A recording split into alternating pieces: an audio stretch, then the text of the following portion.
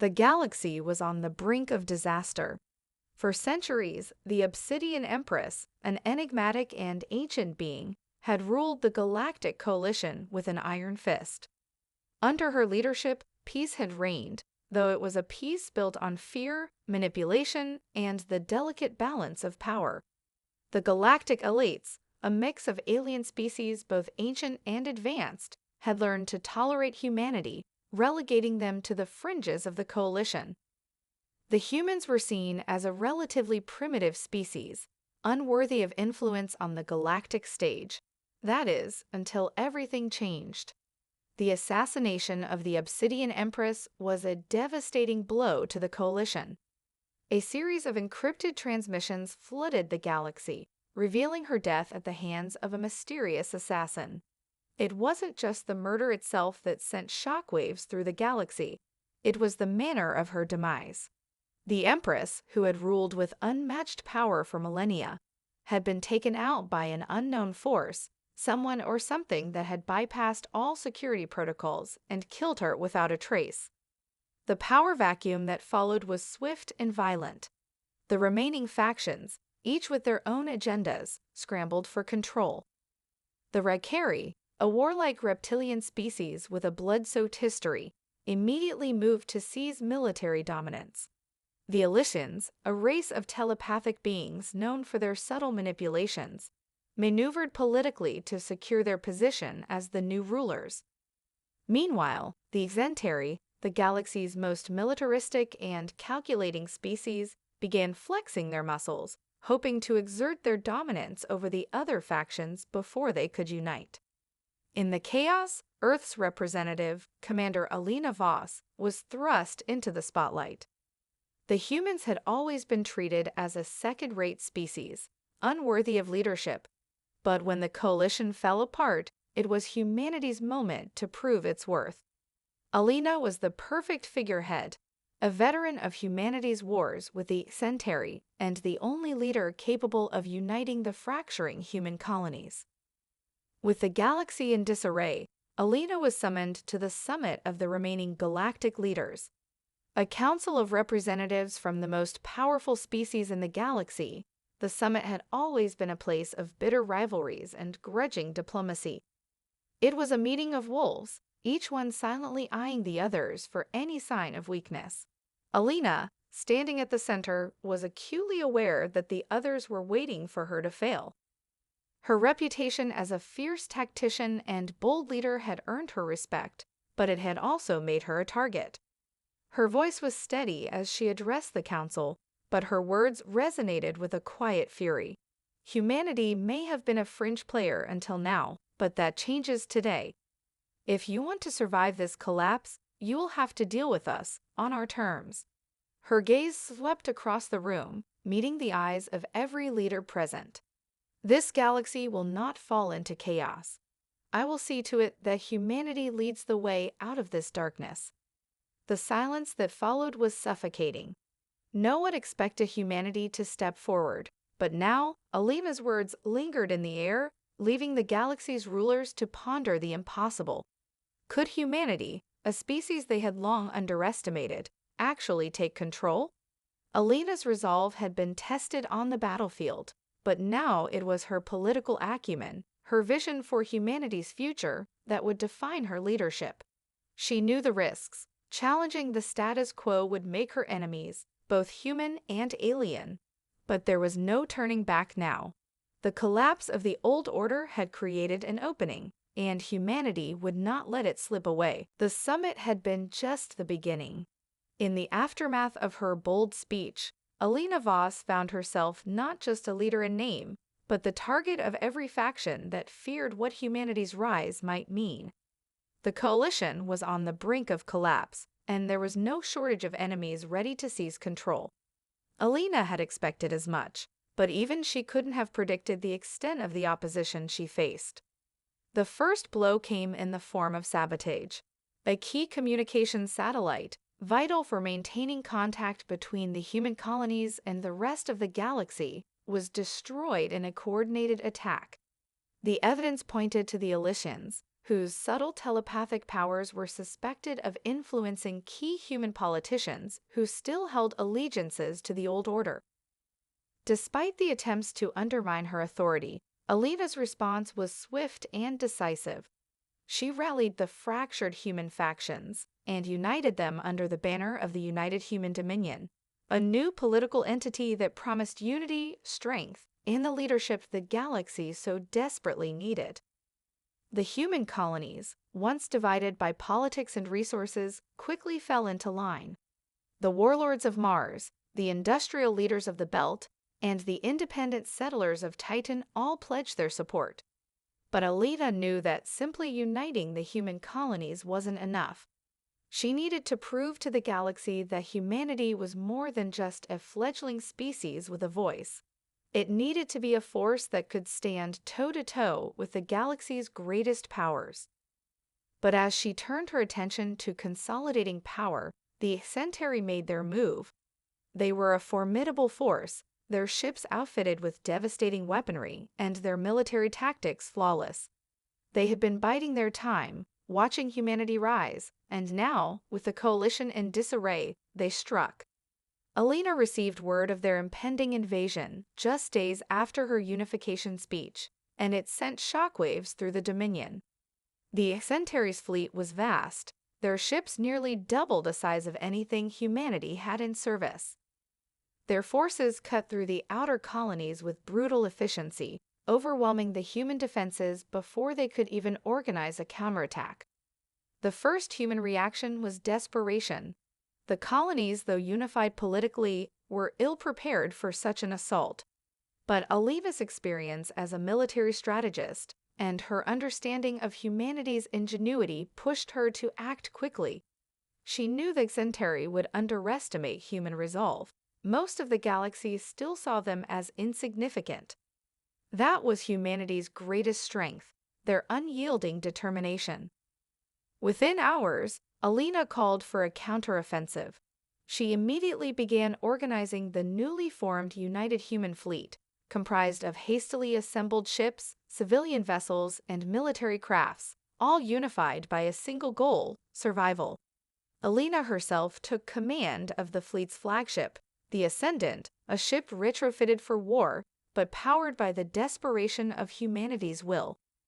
The Centauri expected an easy victory, but what they encountered was a chaotic, unpredictable force: humanity's fleet. The first battle was anything but organized, but that was where humanity thrived. The humans fought with everything they had, using guerrilla tactics, exploiting weaknesses in the Centauri's massive fleets, and outwitting their more experienced opponents at every turn. As Alina watched the battle unfold from her command center, she saw the impossible. Humanity was holding its ground. The Centauri were surprised, caught off guard by the human ingenuity that could not be measured by their technology or strength. The battle raged for hours, and by the end of it, the Centauri were forced to retreat. It wasn't a decisive victory, but it was enough to send a message: humanity would not be crushed easily. In the aftermath, the coalition's leaders took notice. The Centauri had suffered their first real setback in decades, and it had been at the hands of a species they had once considered insignificant. The message was clear: humanity was here to stay, and it would lead, or at the very least, stand toe-to-toe with anyone who tried to challenge it. Alina, bloodied but unbowed, stood tall. Her people had fought for their place in the galaxy, and they had proven that they could win. But this was only the beginning. The galaxy was in chaos, and humanity had just lit the spark of revolution. The victory at the Centauri front was nothing short of miraculous, but Alina Voss knew it was only the beginning of humanity's struggle for survival and dominance. The retreat of the Centauri was a temporary reprieve, not a final victory. The galaxy's major powers, having witnessed humanity's unexpected resilience, were not ready to simply allow Earth's rapid rise to power. Their fear of humanity's potential was palpable, and soon the true challenges began to emerge. The first of these challenges came from the Rakari, a brutal, war-hungry reptilian species that had never forgiven humanity for their earlier skirmishes. The Rekkari had long believed in the superiority of their warrior culture and saw the rise of humanity as a direct threat to their own standing in the galaxy. They were the first to openly declare war on the United Human Dominion, sending their massive war fleets into human space in a series of brutal raids. Alina, still reeling from the Xentari conflict, could not afford to show weakness. The Rekkari's military was vast, their ships bristling with weaponry designed for total annihilation. But humanity had proven its ingenuity before, and Alina had no intention of letting her people fall to the Rekkari's sheer strength. The United Human Fleet, now bolstered by new allies from within the fractured colonies, was quickly mobilized. This time, however, Alina had a different approach. Instead of engaging in a conventional space battle, she decided to strike at the Rekkari's weak point, their overconfidence. The Rekkari thrived in direct combat, but they had little experience with guerrilla warfare or subversive tactics. Humanity would use this to its advantage. Alina ordered her fleet to scatter, using decoy ships and false signals to confuse the Rekkari, drawing them into a series of skirmishes in uncharted asteroid-filled regions of space. The Rekkari fleet, eager for a decisive confrontation, pursued with relentless fury, unaware that they were walking into a trap. The humans, with their smaller, more agile ships, attacked from all directions, taking out the Rekkari's support vessels and causing disarray in their ranks. In the chaos, Alina orchestrated a daring strike against the Rekkari flagship, Sundergun, the pride of their fleet. The battle was intense, with both sides suffering significant losses. But Alina's tactical brilliance and humanity's ruthless adaptability prevailed. With the Sundergun crippled and the Rekkari fleet scattered, the remaining Rekkari ships had no choice but to retreat. For the second time in a matter of weeks, humanity had forced a far superior force to retreat. The Rekkari, now humiliated, had no choice but to lick their wounds and lick their pride, but their defeat served as a wake-up call to the galaxy. Humanity was not to be underestimated. The victory did not come without a cost. Many lives were lost in the conflict, and the United Human Fleet had taken significant damage. But the human spirit had been proven once again. The galaxy's elites began to take notice, no longer seeing humanity as the weak, insignificant species on the fringes of the galactic power struggle. They were a force to be reckoned with, and Alina's reputation grew as the leader who had led humanity from the edge of annihilation to victory. Yet, despite these victories, Alina could feel the tension building. The coalition's remaining factions were watching closely, and Alina knew it was only a matter of time before the next confrontation came. The galaxy was fracturing, and humanity stood at the center, ready to rise. But with every victory, more enemies emerged from the shadows, and Alina was beginning to understand the true weight of leadership. To lead humanity to the top, she would have to face even greater challenges, ones that might force her to make impossible choices. But that was a challenge she was willing to face. For the first time in history, humanity had a real chance to ascend, and Alina would stop at nothing to ensure they claimed their place at the top of the galaxy. As the dust settled from the hard-fought victories against the Xentari and Rekkari, Alina Voss found herself caught in the quiet, insidious threat of political intrigue. Humanity had shown its might on the battlefield, but the true challenge now lay in maintaining power amidst a galaxy of unpredictable allies and ever-watchful enemies. For every victory, Alina knew, the stakes grew higher, and it was from within her own ranks that the most dangerous threat would emerge. The first signs of betrayal were subtle, undercurrents of dissent in the newly formed coalition, whispers among the senior ranks of the United Human Dominion. A senator from the Martian colony, Lucius Kane, had long been a vocal supporter of Alina's leadership, but recently his rhetoric had changed. He began to publicly question the strategy behind humanity's confrontations with the galaxy's other powers, particularly the Rakuri. His criticisms, though couched in terms of diplomacy, increasingly hinted that Alina's aggressive tactics were alienating potential allies. At first, Alina dismissed the criticisms as the mutterings of a disgruntled politician, but the rumors grew louder. Cain began to align himself with other factions, sowing seeds of doubt about humanity's capacity for peace. His speeches played to the growing discontent within the ranks, especially among those who feared Alina's growing influence would push the galaxy into an even greater conflict.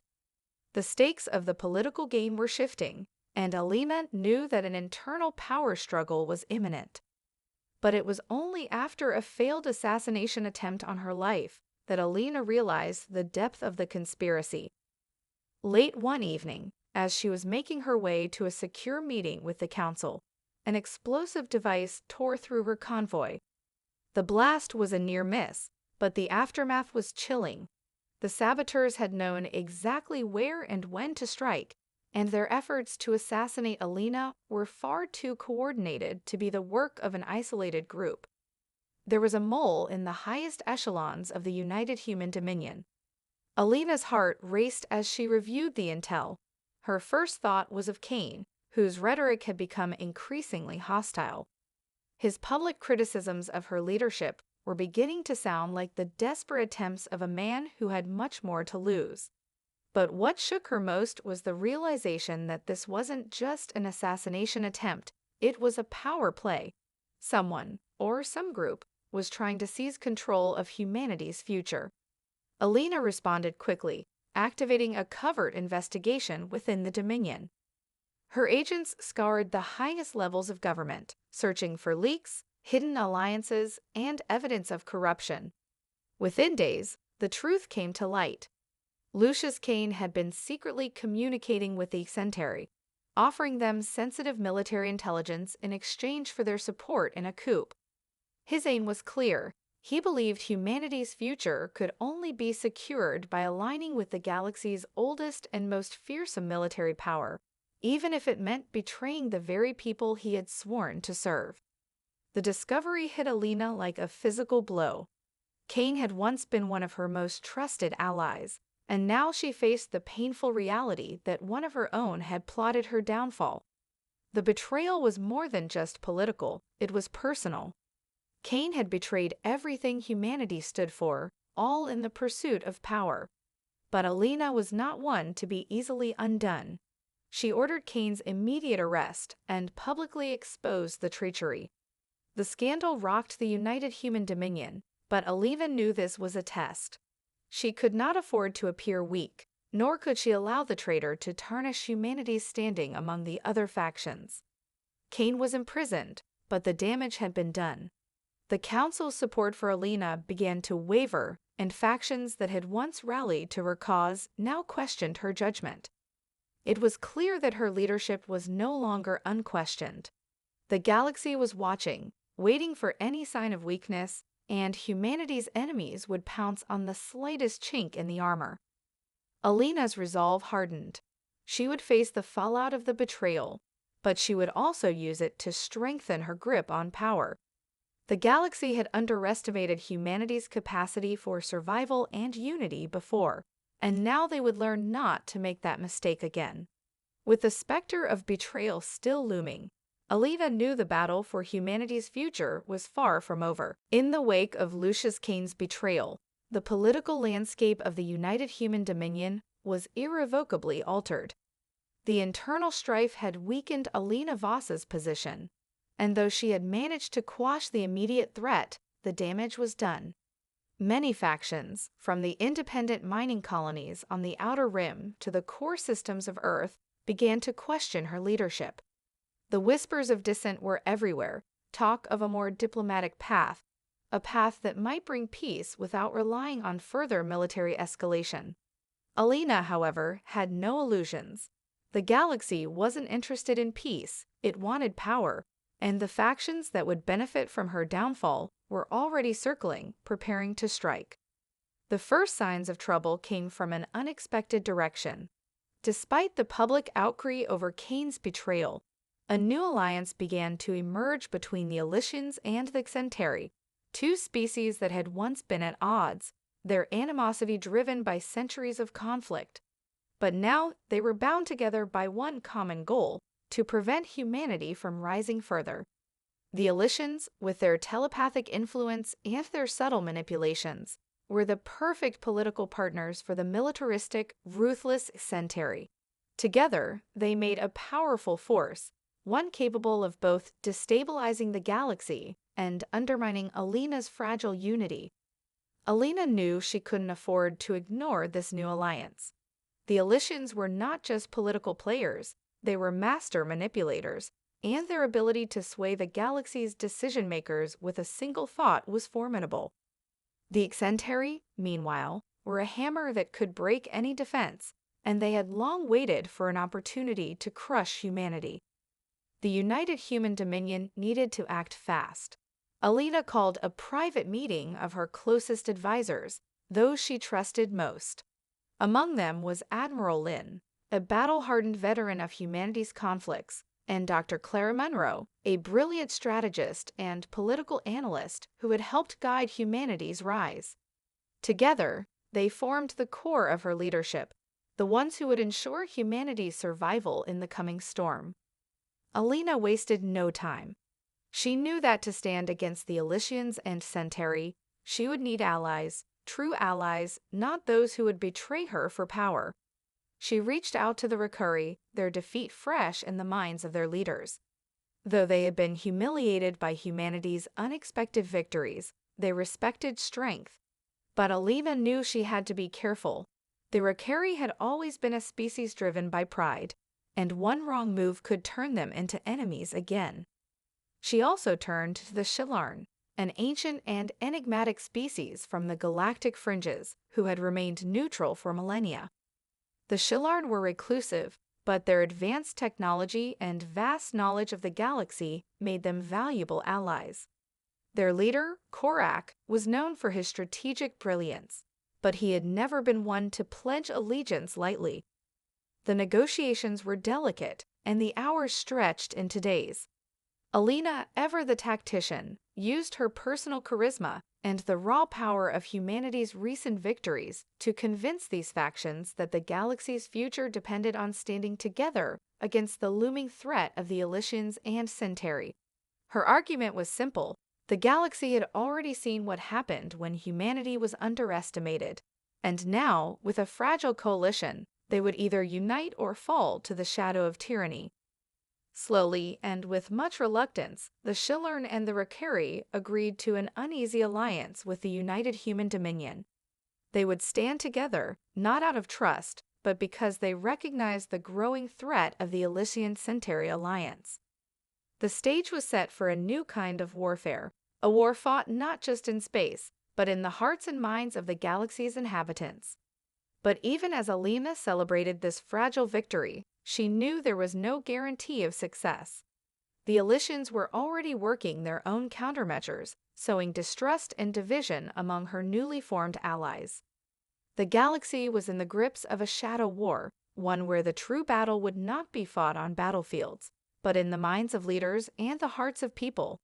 And Alina would need to fight every step of the way to keep her fragile alliance from splintering before it could be forged into something strong enough to stand against the galaxy's darkest forces. Humanity's struggle to ascend had only just begun. The delicate alliance Alina Voss had painstakingly built with the Shillarn and Recurri began to show signs of strain. The Elysians, known for their subtlety, were quick to exploit the cracks, sowing doubt within the ranks of the new coalition. The Shillarn, though strategically brilliant, were deeply distrustful of humanity's ambitions, while the Recurri's prideful nature was already testing the fragile unity Alina had forged. Tensions reached a boiling point when a surprise attack from the Elysian and Centauri alliance hit one of the Recurri's outer colonies on the fringes of human space. The attack was swift and brutal, designed not just to inflict damage, but to send a clear message: humanity and its allies were powerless against the combined might of the galaxy's oldest powers. The Recurri were furious, their territorial pride wounded, and accusations flew within the coalition. Alina, already on edge from the constant political and military threats, found herself facing a choice that could tear the fragile alliance apart. The Shillarn were the first to hesitate, their neutrality in the galaxy's struggles now seeming like a more appealing option than standing by humanity's side. Their leader, Korak, signaled for retreat, arguing that the Rakari's desire for retribution would lead to an all-out war, one they would not be able to win.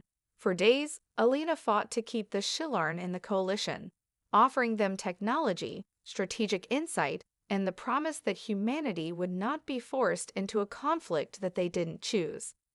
But the situation had escalated too far. The Rakari, itching for revenge, were already gathering their fleet to retaliate against the Elysians and Centauri, and Alina knew that if she didn't act quickly, she would lose the Rakari's support.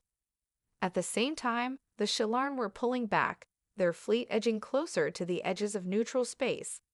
Alina faced the impossible task of keeping the allies she had fought so hard to secure, while also dealing with the escalating war that threatened to consume everything she had built. The turning point came when Alina received intelligence of a fleet-sized strike force, one that combined the most advanced Centauri warships and Elysian telepathic operatives. They were heading toward the heart of the Rakari system, poised to deliver a crippling blow that would shatter the Rakari's resolve, and with it, the fragile coalition. Alina knew she had no choice but to act. She called for an emergency strategy session with Admiral Lin and Dr. Clara Munro. The plan was audacious, risky, and would test humanity's limits. Alina proposed a two-pronged offensive. The first was a tactical strike on the Centauri Elysian fleet while it was still in transit, using the element of surprise to catch them off guard. The second part was a daring move to outflank the attacking fleet by using the Rakari's own shipyards to build a new class of warships faster than the enemy could respond.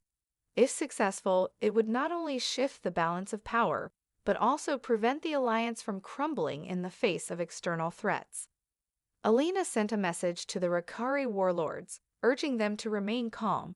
She promised them that their honor would be upheld, and that the attack on their colonies would be answered in kind, just not in the way the Elysians and Centauri expected. If the Rakari could hold off their own offensive for just a little longer, humanity would strike first. With the Rakari fleet on standby, Alina's plan was set into motion. Her fleet, now reinforced with the Shillarn's stealth technology and the Rakari's raw power, slipped into position. They had less than a few hours before the Centauri Elysian fleet reached the Rakari system, and Alina knew it was a race against time. The first move came with a barrage of decoy signals, creating confusion among the enemy fleet.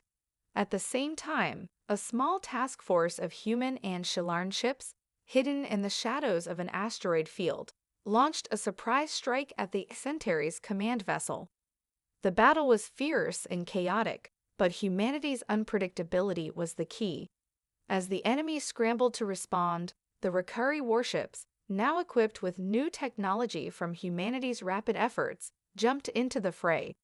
Their fleet, combined with human ingenuity and the Shillarn's technological advantage, gave them the upper hand. It was a battle of attrition. The Centauri and Elysians, caught in the middle of a two-front war, were forced to retreat, but not before they had taken heavy losses. For the first time in the conflict, the balance of power had shifted. Alina's plan had worked. Humanity, together with its uneasy allies, had struck a blow to the heart of their enemies. But as the smoke cleared and the immediate threat was pushed back, Alina knew that this victory, though significant, was only temporary. The galaxy's largest factions had been wounded, but they would not rest for long. The Elysians and Centauri would regroup, and another, even fiercer assault was inevitable. Yet for the first time, humanity had shown the galaxy that it was not just a survivor, it was a force capable of reshaping the galaxy's future. The victory at the Rakari system was a significant triumph for humanity and its fragile alliance, but it came at a high cost. The battle had drained their resources, pushed their fleets to the brink of exhaustion, and left them with little time to regroup before the Elysians and Centauri launched their inevitable counterattack. Alina Voss stood at the heart of a galaxy in turmoil, the weight of leadership pressing down on her like never before. Despite the tactical victory, the political landscape remained just as precarious. The Rakari, though pleased with the outcome, were not entirely convinced that humanity would not betray them in the future. The Shillarn, while appreciative of the military success, still maintained their distance, unwilling to fully commit to the alliance. Tensions between the species remained high, and Alina knew that maintaining unity would be as difficult as ever. The galaxy was watching, and the stakes were higher than ever. Behind the scenes, the Elysians and Centauri began to recalibrate their strategy. Alina had known they would not allow such a defeat to go unanswered, but what she didn't expect was the speed and efficiency with which they reorganized. Within weeks, a new alliance of fleets, larger and more coordinated than before, was heading directly toward the United Human Dominion. The message was clear: humanity had grown too powerful, too audacious. It was time to crush them once and for all. As the enemy fleets assembled, Alina called an emergency summit with her closest advisors. The choices before her were staggering. She could continue to rely on the fragile alliance she had built, but the trust was thin, and there was no guarantee that the Rakari or the Shillarn would back her to the bitter end. She could also strike first, using the momentum from their recent victory to launch a preemptive attack on the enemy fleet, but that would mean committing humanity's forces to a full-scale war they might not be able to sustain. Or, perhaps most dangerously, Alina could attempt to negotiate a peace, an impossible option, but one that might save lives in the short term. Her thoughts were interrupted by a message from Admiral Lin. The enemy was on the move, and they were heading straight for Earth. The news hit Alina like a blow. Earth, the birthplace of humanity, the symbol of their rise and their potential, was now a target. The enemy knew that if they could strike at the heart of the United Human Dominion, they could destabilize the entire coalition and fracture the alliance once and for all. Alina had no illusions. The coming battle would be the defining moment for humanity's future. She ordered the immediate mobilization of the United Human Fleet. As her ships moved into position, Alina found herself grappling with a harsh truth. Victory would require sacrifices, both in lives and in the future of humanity's place in the galaxy. She had always known the cost of ascension, but now the reality was settling in. Humanity could no longer hide behind its youthful innocence or play the role of the underdog. To lead the galaxy, they would need to wield not just military might, but the will to do what was necessary, even if it meant losing everything. In the coming days, the galaxy would witness a decisive confrontation, one that would determine whether humanity would rise to the top or be crushed beneath the weight of its own ambitions. The path ahead was uncertain, but one thing was clear: Alina Voss and her allies would not go down without a fight. The price of ascension had been paid in blood, and it would be paid again, but humanity's resolve, tempered by its struggles, would be the key to its survival. The final battle loomed, and with it, the realization that the galaxy was about to see something it had never seen before, a species determined to lead, no matter the cost. The fleet gathered at Earth's orbit was a testament to humanity's unwavering resolve. Every ship, from the mighty capital vessels of the United Human Dominion to the hastily constructed warships from the Rakari and Shillarn, formed a formidable line of defense. The threat that loomed before them was a galaxy's worth of hostile forces: the Elysians with their telepathic powers, and the Centauri, their fleet vast and relentless. Both had underestimated humanity's will to fight, and now they would see the cost of that miscalculation.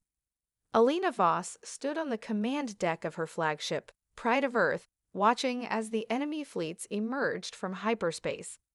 The stars were suddenly blotted out by the sheer mass of ships, each one a potential harbinger of death. The Centauri warships, large and intimidating, lined up on one side, their long-range weapons aimed directly at Earth. The Elysians, their sleek, black ships glinting under the light of distant stars, moved silently beside them, their telepathic operatives scanning the battlefield, looking for any sign of weakness to exploit.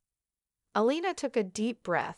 She had spent weeks preparing for this moment, organizing every aspect of the defense, but now the time had come for action.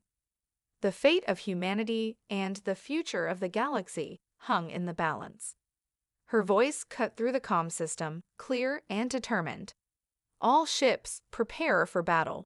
Remember what we fight for. We are not just defending Earth, we are securing our place in the galaxy. This is humanity's time. The words resonated with her crew, with her allies. Humanity had already proven it could survive against overwhelming odds, but now they had to prove something greater to the galaxy and to themselves. They were ready to lead, not as conquerors, but as survivors who had risen against every challenge thrown their way. The battle erupted in an explosion of light and sound. The first waves of the Elysian Centauri fleet descended, firing their weapons with precision. The United Human Dominion fleet, bolstered by the Rakari and Shilarn, met them head-on. The sheer force of the enemy's assault pushed back the front lines, but humanity's forces fought with a ferocity born of desperation. Admiral Lin's fleet engaged the Centauri warships, using advanced tactics developed in the weeks leading up to the battle.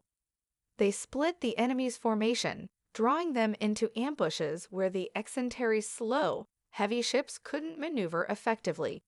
Humanity's ships, faster and more agile, began to tear through the Centauri lines, forcing them into retreat. But even as the Centauri faltered, the Elysians proved to be a more dangerous adversary. The Elysian telepathic operatives entered the fray, their minds probing the thoughts of the human fleet, trying to induce panic, fear, and chaos. But Alina, prepared for this, had her mind shielded by advanced technology developed with the Shilarn. She knew that her focus was the key to victory. If she wavered, so would her fleet. With grim determination, Alina directed her forces toward the heart of the enemy fleet. She knew that if they could break the coordination between the Elysians and Centauri, they would have a chance at victory. She focused on a single coordinated strike, a full assault on the Centauri flagship, the Titaness Wrath, which was providing command and coordination for the entire Centauri fleet. The Pride of Earth, along with several of the fastest ships from the Rakari and Shilarn, made a daring charge toward the flagship. The battle raged around them, but Alina's fleet pushed through, breaking the Centauri's outer defense. In a decisive maneuver, they breached the flagship's shields and took it down in a devastating volley of fire. With the loss of their command ship, the Centauri fleet disintegrated into chaos. The Elysians, without their military support, began to falter. It was a moment of victory, but Alina knew the fight was not over. The remaining Elysian forces were desperate, and their telepathic operatives began to use their full power to disrupt the minds of the human fleet, threatening to tear them apart from within.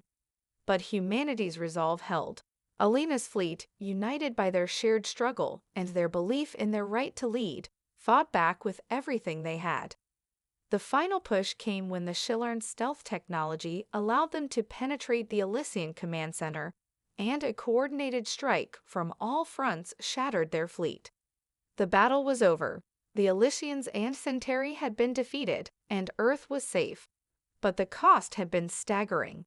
The human fleet, though victorious, was crippled, and the galaxy would never be the same. Alina Voss stood on the bridge of the Pride of Earth, looking out at the stars, knowing that this battle had marked the beginning of a new era for humanity. They had fought for their survival, and now they had earned their place as the leaders of the galaxy. The dawn of humanity's ascension had come, and the galaxy would never forget the species that rose from the ashes to stand at the top.